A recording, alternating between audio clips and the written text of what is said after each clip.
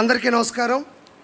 1995లో పార్టీని కాపాడిన తండ్రికి, 2024లో ఓ రాక్షసుడి నుండి రాష్ట్రాన్ని కాపాడిన తనయుడికి ధన్యవాదాలు. శతకోటి వందనాలు.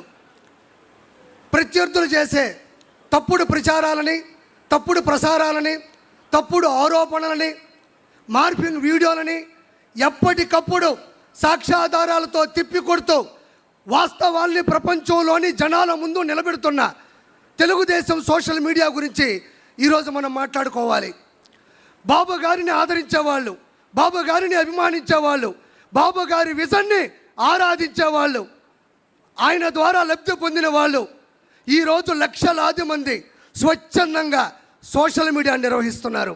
ఒక్క రూపాయి కూడా తీసుకోకుండా తెలుగుదేశం పార్టీలో చాలామంది సోషల్ మీడియా నిర్వహిస్తున్నారు.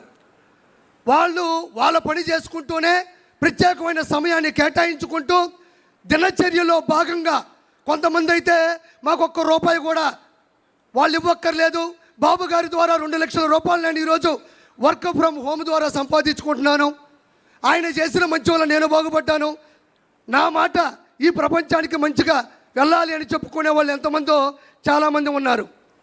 ఈరోజు ఇంకా చెప్పుదలుచుకుంటే సోషల్ మీడియాలో వైఎస్ఆర్సీపీ చేస్తున్నది ఉద్యోగం, సోషల్ మీడియాలో తెలుగుదేశం పార్టీ చేస్తున్నది ఉద్యమం, స్వచ్ఛంద స్వాతంత్ర్య ఉద్యమం. స్వేచ్ఛగా చేస్తున్నారని మరోసారి మీకు నేను చెప్తున్నాను. వాళ్ళు విచ్చలవిడిగా ప్రసంగాలు చేసినా, అతను ప్రసంగా మాట్లాడినా, సోషల్ మీడియాలో దారుణాతి దారుణమైన పోస్టులు పెట్టినా, ప్రెస్ మీట్లు పెట్టినా, బూతులు మాట్లాడినా, అవమానించినా ఏ ఒక్కరూ మన వాళ్ళు సంయమనం పాటిస్తున్నారు తప్ప తిరిగి ఆ విధంగా ప్రవర్తించట్లేదు. దానికి ఉదాహరణ నేనే. నా భార్య ఓయోలో దొరికింది, ఏరే వాళ్ళతో ఉంది అని దుష్ప్రచారం చేసి ఆర్టికల్ను చిత్రీకరించి పెడితే నాకు కోపం వచ్చి మాట్లాడదాం అనుకున్నా. కానీ మా నాయకుడు వెనక నుంచి అటు కొట్టాడు.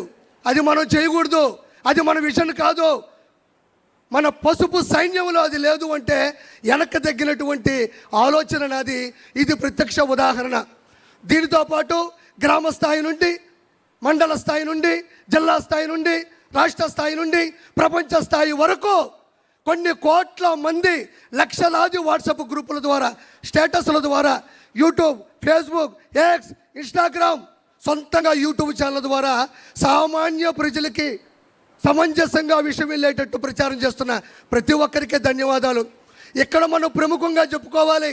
వాళ్ళు ఎలా విష ప్రచారాలు చేశారు అంటే, గూగుల్ డేటా సెంటర్ డేటాకి మైండ్ అప్లై చేస్తే అది గోడౌన్ తాళం వేసుకొని వెళ్ళిపోతారు. డేటాకి మైండ్ అప్లై చేశారు వాళ్ళు, మన వాళ్ళు సోషల్ మీడియా అప్లై చేశారు. తర్వాత ఆ రోజు రాత్రి అంతా దాగిపడుకున్నారు, అది వేరే విషయం.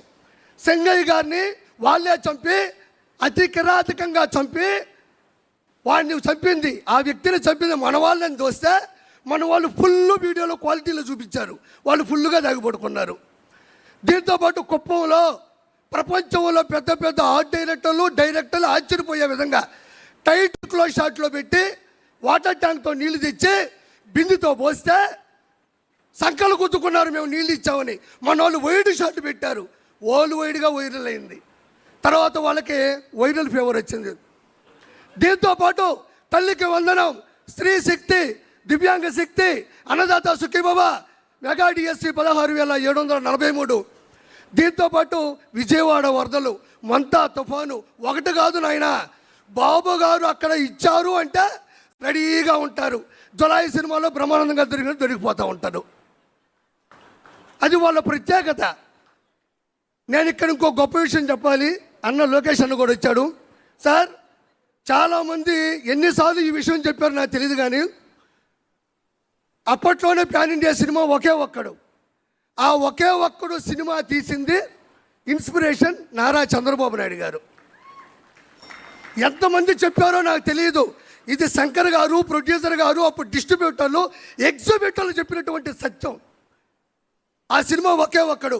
ఒక్కరోజు సీఎం అయితే ఆ సీఎం ఏం చేస్తాడు అనేది ఆ సినిమా తీశారు. Super duper bit.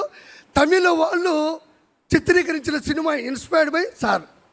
అయితే నేను ఎందుకు చెప్పానంటే, ఈరోజు నారా లోకేష్ గారు మేము సోషల్ మీడియా ద్వారా ప్రతి ఒక్క విషయాన్ని మేము తొక్కి తోస్తుంటే మేము చేస్తున్నాం సోషల్ మీడియా, కానీ అది పూర్తయితే ఆ ప్రక్రియ పైకి వెళ్తే చాలా ఆనందంగా ఉంటుంది.